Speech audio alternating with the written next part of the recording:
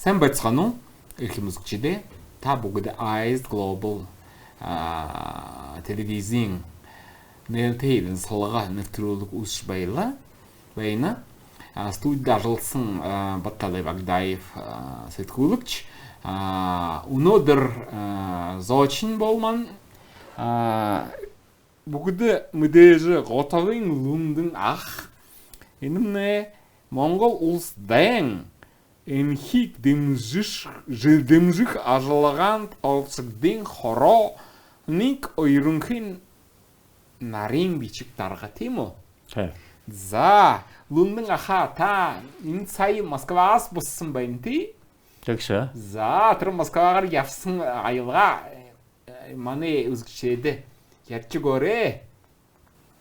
2025 оны 5 дугаар сарын 7-оос 10-ны өдрүүдэд би Монголын 2 Ахмад дайчинтай цуг Москва хотод очиж агуу их орны дайны ялалтын 80 жилийн он баярын арга хэмжээнд Ахмад дайчид маань оролцсон юм аа. Тэр явхдаа 8 хүмүүс явсан тий? Тэр явах шалтгаан нь бол эхнээсээ Далайн давалгаа гээд кино студийн улсууд дайны тухай өгүүлэлгүүд гээд кино авч байгаа юм байна, кино зураг. Энэ ажлаа бол 2023 оноос эхэлсэн. Тэгээд 2023 онд манай Ахмад дайчин халахын голын дайны баял дайны үед Баян түмний цэргийн эмнэлэгт 15 настай совилогч байсан Чимэд Цэрэнгүй тэр хүний үйл амьдралаас урд нь дайнд мордсон өсгөөчүүд гэж кино хийсэн. Тэрнийхээ үргэлжлэлийг хийхээр бэлдсэн юм байлээ. Тэгээд тэрнийхээ хүрээнд 2023 онд Оросын холбооны улсын бүгд найрамдах Бурят улсын ерөнхийлөгч тэргүүн засгийн газрын дарга Цэдиновын урилгаар их орны дайны ялалтын 78 жилийн ойд оролцсон. Тэр үед энэ кино зураг авч эхлээд өнгөрсөн онд халахын голын 85 жилийн ойгоор тэр баял дайны ажиллагаанд оролцсон хүмүүсүүдээс мэд үлдээд байгаа ганц гэрч болсон Чимэд Цэрэнгүйтэй мөн энэ кино зураг авалтаа үргэлжлүүлсэн. Тэгээд энэ кино бүлгийнхэн энэ кино зураг авалтаа Москвагийн улаан талбайд ялалтын 80 жилийн ойгоор зураг авч үргэлжлүүлэх ийм санаачлаг гаргаад энэ нэгэн манай Даймба энхийг дэмжих ажиллагаанд оролцогчдын хороотой хамтраад зохион байгуулахдаа Чимэд Цэрэнгүйгээс гадна 1941-ээс 45 оны агуу их орны дайны үед Монголын ард түмэн зөвлөлтийн байлдаж байгаа зөвлөлтийн улаан аримд туслах бүхнийг ялалтын төлөө бүхнийг фронтод гэсэн энэ уран дор хийсэн тэр аяны дагуу Монголын ард түмний цуглуулсан хөрөнгөөр болон Монголын ард түмний шин сэтгэлийн бэлгийг хүргэх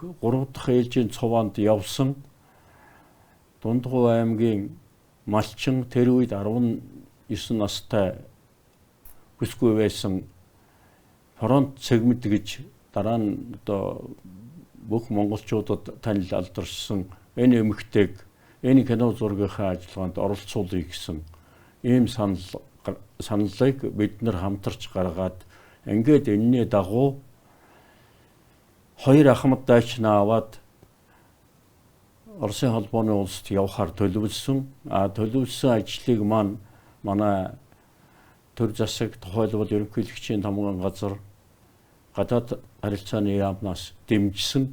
Энэ дэмжлэгийн дагуу агуу их орны дайны ялалтын 80 жилийн ойд оролцохоор явж байгаа Монгол улсын төрийн тэргүүний хөлгөлсөн онгоцонд манай Ахмад дайчдыг багтаагаад явсан. Ахмад дайчид тэднийг харгалзаж яваа 2 хүн дээр нь киноны найруулагч продюсер тэгээд би ингээд 6 хүн явсан онгоцонд. За. Кино бүлгийнхэн бол төрүүлээд галт тэргээр ирэхүү ороод цаашаага онгоцоор Москва орцсон байсан. Шууд онгоц байхгүй учраас тэр бүрэлдэхүүн хүмүүс дамжиж явсан. Ахмад Дайч хөрөлсөгтэй хамтран явсан тий. Ахмад Дайчт маань бол одоо 102 103 настай ийм өндөр настай хүмүүсүүд тийм учраас ингэж дамжиж явах нь төдийлөн одоо тэдний хувьд таатай биш ядаргаатай байсан учраас энэ асуудлыг одоо ерөнхийлөгчийн тамгын газар устгад гадаад харилцааны яам бид танилцсныхаа дагуу ер нь Ахмад Дайчдыг бол ерөнхийлөгчийн хөлгөлсөн онгоцонд багтаая гэсэн тэрнийхэн дагуу 6 хүн бол энэ онгоцоор явсан. За.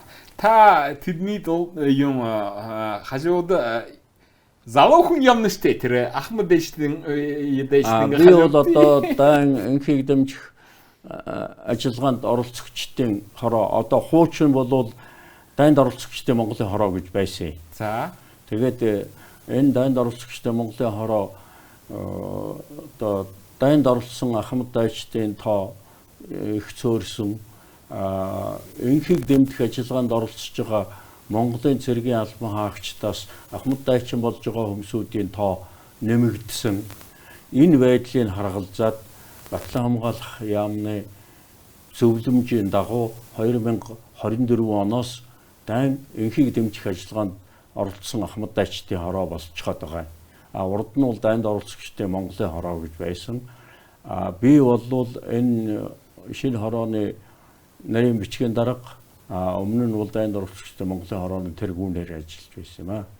За өндөр та тэгдэ Москвад анхны удаа биш ажилласан хүн байна штэ тий 8 10 жил ажилласан хүн байна. Тэгдэ Москва таны хэрхэн дахин угт шаардны харсан байна вэ? Би Москва хотод дипломат холбооны шугамар 2 ч удаа томилогдож тэнд бараг 8 жил ажилласан. Тийм учраас Москва хотын өнгө үзэмж байдал бүх юмыг бол би урд өмнөхөр бол төсөөлж байсан. Тэгэхдээ би 12-3 жилийн дараа дахиад очиж байгаа учраас тэгээд яг баярын үе таарсан учраас Москва хот бол баярын гоёлоо хийцэн маш гоё өнгө үзэмжтэй байсан. Юугаараа ондоотой болсон байна вэ Москва хотомны. За шинэ өндөр барилга байгууламжууд олноор нэмэгдсэн байна. Тэр нь Москвад одоо яг энэ баярын үеэр гадаад улсуудын төрийн тэргүүнээс эхлээд олон гадаадын зочид ирсэн. Хөл хөдөлгөөн маш ихтэй байсан. За бид нар яг хуучин Арбат, Шинэ Арбат, Улаан талбай, метропол зочид буудал тэр хаваар явсан бүх юм бол их гоё өнгө үзэмжтэй сайхан тийм байлаа. Энэ нөхцөл байдал нь манай Ахмад Дайчдын сэтгэлд маш их таалагдсан. Ялангуяа фронт сегментгой бол 83 жилийн дараа Москва хотод дахин очиж байгаа. Хөөё. Тий. 19 настайдаа очиж исэн. Одоо 102 настайдаа очиж байгаа. Чимэд Цэрэнгуй маань бол урд нь одоо урилгаар Улаан-Уд хотод очиж исэн. Ер нь Оросын холбооны улсад очиж байсан боловч Москва хотод анхудаага очсон. Тэгээд одоо манай хоёр Ахмад Дайчдад Москва хот бол одоо маш их таалагдсан. Цэгмэд гой бол одоо дайны үед 42 онд очиход бөмбөгдөлтөнд өртсөн хэцүү байдалтай эвдрэл тэнхвэрсэн тийм зүйл ажиглагддаг байсан болвол одоо Москва хот бол жинхэнэ цэцгэлсэн гоё хот болжээ гэж одоо маш их өндөр сэтгэлдтэй байгаа. Ерөнхийлөгчийн айлчлалын төлөөлөгчдийн хөтөлбөрийн мөр дагуу бид Москва хотод метропол зочид буудал дээрх одоо Монгол улс зөвлөлт Орос улсын хооронд хэлэлцээр байгуулж дипломат харилцаа тогтоосон нэг зориулсан дурсгалын самбар байдаг. Одоо энд Сүхбаатар 1921 оны 11-р сарын 5-нд Монгол улсын хэлэлцээрт оролцож хоёр улсын хооронд наримтлын гэрээ байгуулжээ гэсэн. Тэр самбарт манай ерөнхийлөгч хүндэтгэлийн цэцэг өргөсөн. Тэр цэцэг өргөх ёслолд Ахмад Дайчид маань мөн оролцсон. Тэнд мөн Москва хот ойр орчмын хотуудад сурталж байгаа Монголын цэргийн албан хаагчид мөн ерөнхийлөгчтэй хүндэтгэл үзүүл тэнд жагссан байсан. Энэ сайхан ёслолоор үйл ажиллагаа маань эхэлсэн. Ахмад Дайчид маань тэр одоо самбарт хүндэтгэл үзүүлэхэд маш их өндөр сэтгэлдтэй баяртай байсан. Дараа нь тэндээс ерөнхийлөгч маань эх орны дайны ялалтын цогцлбор цэцэрлэгт хүрээлэн одоо Оросоор парк ялалтын паркт одоо тэр хүндэтгэлийн дэнж Поклонног ороод байдаг. Тэнд Монгол улсаас ялалтын 75 жилийн хойгоор бэлгэлсэн ялалтад томилсон морд гэдэг дурсгалын хөшөөд цэцэг өргөж хүндэтгэл үзүүлсэн. Энэ хөшөө болвол одоо эх орны дайны үед Монголын ард түмний зөвлөлт холбоот улс түүний байлдаж байгаа улаан аримд үзүүлсэн тусламжийн бэлэгдэл болсон. Түүний боржин чулуун суурин дээр Монгол улс дайны эхний өдрөөс эхлэн зөвлөлт холбоот улсын үнэнч холбоотон байж дулаан хувцас, хүнсний зүйл, танкын цуваа, нисэх эскадрил, мөн хагас сая гар морд эх орны фронтод нийлүүлж энэ ялалтад өөрийн хувь нэмрээ оруулсан юм а гэсэн ийм сайхан үгийг алтан үсгээр сэлж бичсэн ийм гоё дурсгалтай хөшөө. Энэ хөшөө нь ерөөсөө Оросын холбооны улс Монгол улс Оросын холбооны улсын дайчин нөхөрлөл дээр нь Монгол Оросын найрамдлын талаар хамтарч ажиллаж исэн Орос нөхөд ер нь Москва хотод очиж байгаа Монгол хүн болгоны сэтгэлийг татсан одоо хүндэтгэлийн ийм сайхан газар болж ерөнхийлөгч цэцэг өргөж хүндэтгэл үзүүлэхэд хоёр Ахмад Дайчин маань бас тэнд оролцсон. Тий завгүйгоор аяллаа штэ тий. Завгүйгоор аялсан байна. Тэгээд агуу эх орны дайны ялалт таны хувьд юу гэсэн үг вэ? 1945 онд ялсан агуу эх орны дайны ялалт бол ер нь зөвлөлтийн ард түмэнд фашизм, нацизмын эсрэг хийсэн том тэмцлийн ялалт. Ер нь одоо 1939 оноос эхэлсэн дэлхийн 2 дугаар дайны явцад эргэлт гаргаж өөрөөр хэлбэл тэр дайныг өдөөсөн фашистууд тэдний холбоотнуудын энэ дайныг дуусгах эргэлтийн том одоо үе болсон.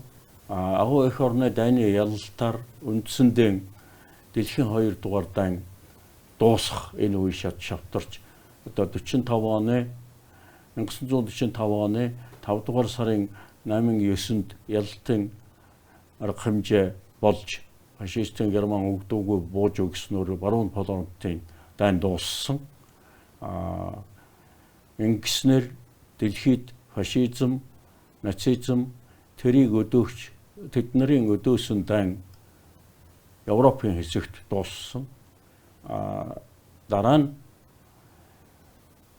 1945 оны 8 дугаар сард Манжурын давших операц буюу стратегийн давших операц буюу одоо бидний монголчуудын ярьж сууснаар 1945 оны чөлөөлөх дайны үйл ажиллагаа 45 оны 8 дугаар сарын 10-наас 9-10-наас эхэлсэн. Энэ дайнд Монгол ардын хувьсгал цэрэг зөвлөлтийн аримтай хамт Хятадын зүүн хойд нутгийг чөлөөлөх тэр байлдаанд оролцож, өөрөөр хэлбэл дэлхийн 2 дугаар дайныг ялалтаар дуусгах тэрэнд Монголын ард түмэн зэвсэгтөгчин оролцсон ийм үйл явдал болж байгаагаараа энэ ялалт бол Монголын ард түмний хувь нэмрээ оруулсан том ялалт гэж бид нар эх орны дайныг дэлхийн 2 дугаар дайныг дуусгасан 45 оны чөлөөлөх дайны ялалтыг өндөрөөр үнэлж үздэг. Ялангуяа дайнд оролцсон Ахмад дайчид бол энэнд өөрснөө зүтгэж ийм гавьяа байгуулсан учраас энэ бол тэдний хувьд тэднийг нэгтгэж байгаа манай байгууллагын хувьд ч гэсэн тэр маш хүндтэй том баяр. Энэ баяраар бид нар Москвад очсон нь бидний манай ялангуяа Ахмад дайчдын хувьд бол маш сайхан үйл явдал болж байгаа. Энэ хөвдийн боловсролд энэ дэний энэ ялалтын дурсламж ямар сул баяр эзлэх ёстой вэ? Таны санамж ямар байна вэ? Одоо дайн оролцогчдын Монголын хороо бол уламжлалаараа дээр үеэсээ эхлээд эх орноо хамгаалах, цэрэг эх орончрыг хүмүүжүүлэх, залуу үеийн эх орондоо хайртай болгоод төлөвшүүлэх энэ бүх юмд аливаа дан байлдаан тэрэнд оролцсон Ахмад дайчид тэдний байгуулсан ялалт гавьяа бүх юм болвол үлгэр жишээ болж хүүхдийн хүмүүжилд тэднийг жинхэнэ эх орноо хайрладаг үжил бодлоор одоо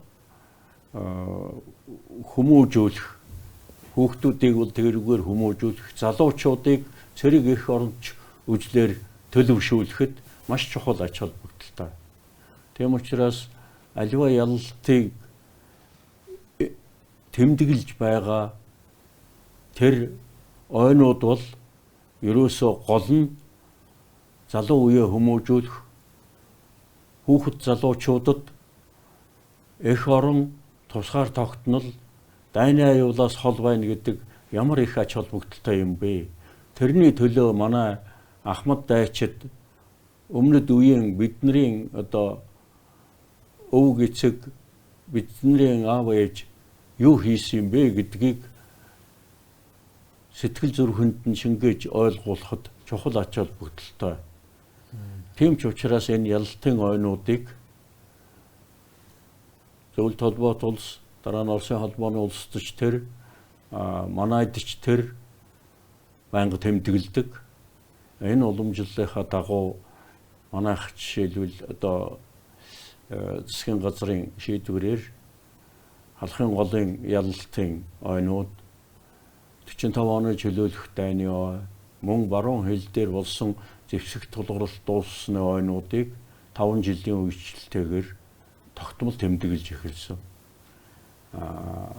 Одоо 2023 онд баруун хил дээр болсон зэвсэг тулгаралтын 75 жилийн ойг манай улс тэмдэглэсэн. Өнгөрсөн онд 2024 онд халахын голын байлдааны ялалтын 85 жилийн ойг тэмдэглэсэн. Энэ халахын голын ялалтын ойд энэ бол 1939 онд Монгол улсын зүүн хил дээр Бададын төрөмгөлөгчд халдан довтолж Монгол улсын нутаг дэвсгэрийн өргөн бүтэн байдал тусгаар тогтнолд аюул занал учруулсныг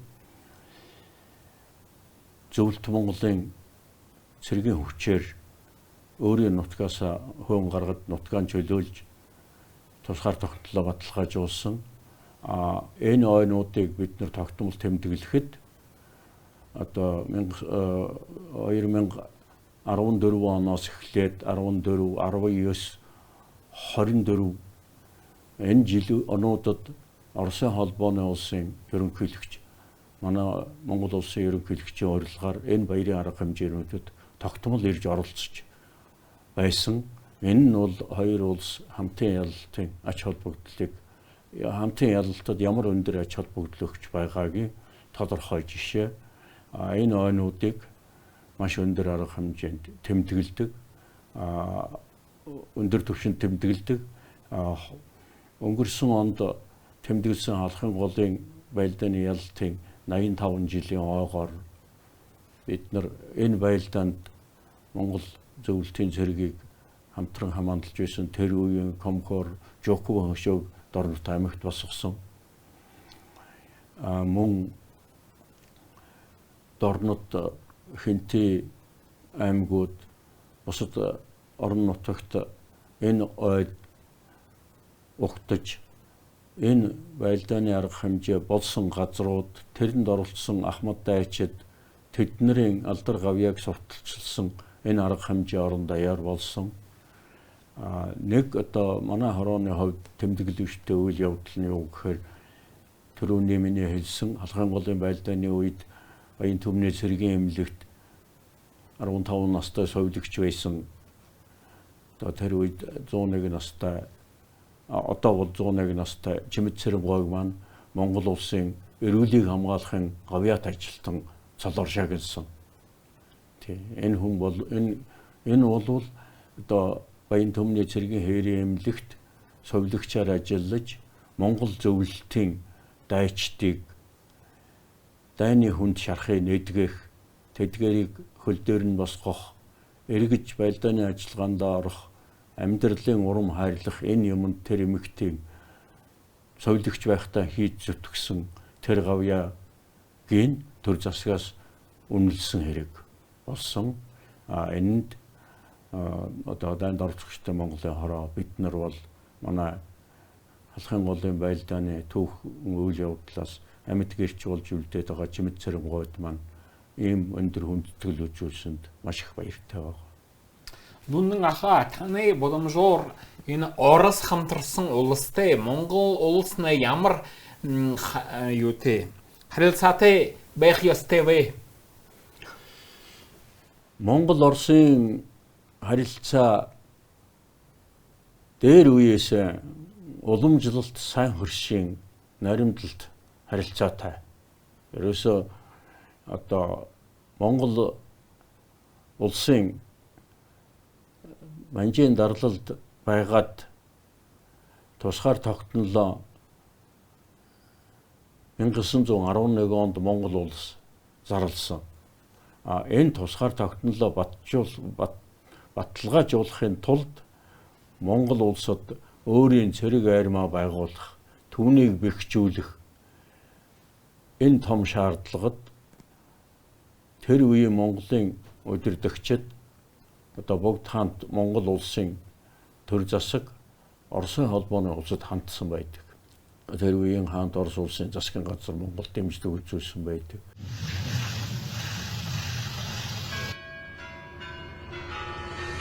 Слава народу-победителю! С праздником! С Днем Великой Победы! Ура!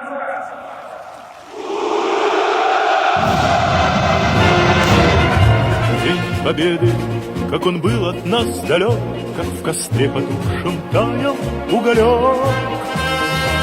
Были версты обгорелые в пыли, этот день мы приближали как могли, этот день Победы.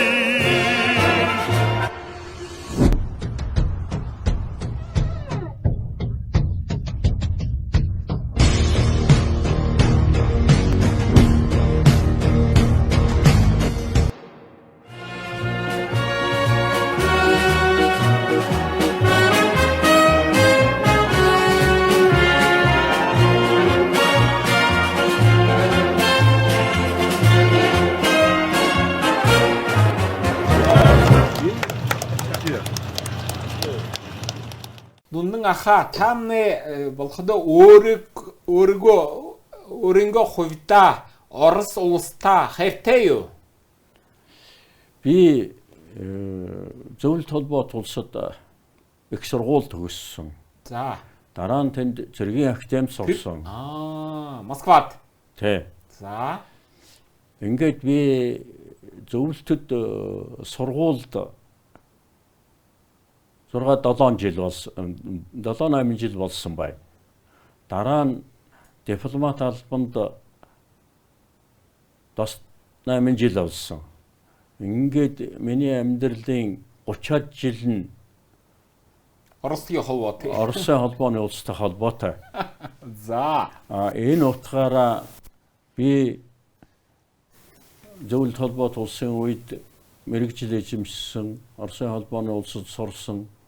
Тэнд дипломат хаасан энэ хугацаанд миний үр хүүхдүүд бас ач зээ нараас ч гэсэн тэр Оросын сургууль соёлоор хүмүүжсэн, сурсан, тэнд боловсрол эзэмшсэн. Тэм учраас Оросын холбооны улсыг бид манай гэр бүлийнхэн бол маш их хүндэлж явдаг. Ер нь энэ хоёр улсын найрамдал нөхөрлөлийг бол бид нар ер нь монголчууд бол Монгол улсын тусгаар тогтнол түүнийг баталгаажуулан бэхжүүлэх энэ үйлсэд Оросын холбооны улс зөвлөлт холбоот улсын тусламж дэмжлэг маш их байсан учраас энэ найрамдлыг бид нар маш их хайрлж хүндэтгэж бэхжүүлэх ёстой л гэж үздэг. Тийм биз дээ. За тийгдээ Лондон ахаа. Энэ манай нэвтрүүлэг дуслаа штэ. За. Тэгээд энэ сөвдөө та энэ их орны дайны их ялалтын баярын мэнд манай эзэгчтэй хөргөөрэй. Хэлээрээ. За. За агуу их орны дайны ялалтын 80 жилийн ой болж энэ ойг энэ байлдаанд ялалт байгуулсан улсуудтайгаа Оросын холбооны улс маш өндөр түвшинд их сайхан тэмдэглэлээ. Цэргийн баярын улаан талбайд болсон ялалтын баярын улаан талбайд болсон цэргийн хүндэтгэлийн жагсаалд олон орны цэрэг дайчид оролцлоо. Тэрэн дотор Монголын зэвсэгт хүчний нэг салбар оролцсон.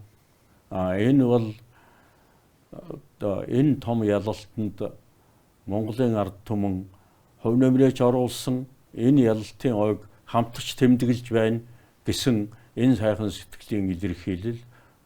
Энэ тийм учраас энэ том баярт энэ бол зөвхөн Оросын холбооны улс зөвлөлт холбоот улсын бүрэлдэхүүнд байсан улсууд төдийгүй энэ дайны ялалтанд эхнээсээ сэтгэл санаагаараа хамт байж эд материалын тусламж үзүүлсэн Монголын ард түмний хувьд маш том баяр учраас бүх үзэгчид хоёр орны ард түмэндээ бид агуу их орны дайны ялалтын 80 жилийн ойн баярын мэнд хүргэж энэ ялалтаа хүндэлж хайрлж энэ ялалтын ач холбогдлоор залуу үеийн сургаж хүмүүжүүлж байгаарай л гэж захих байна да. Эрхэм үзэгчдээ та бүгд нээлттэй ярилцлага нэвтрүүлэг үзлээ. Өнөөдөр манай зочин Готовын Лондон Монгол улс дайн энхийг дэмжих ажлаганд оролцогчдын хороогийн ерөнхий нарийн бишгийн дарга хурандаа баялаа. Дахин уулзтаа баяртай.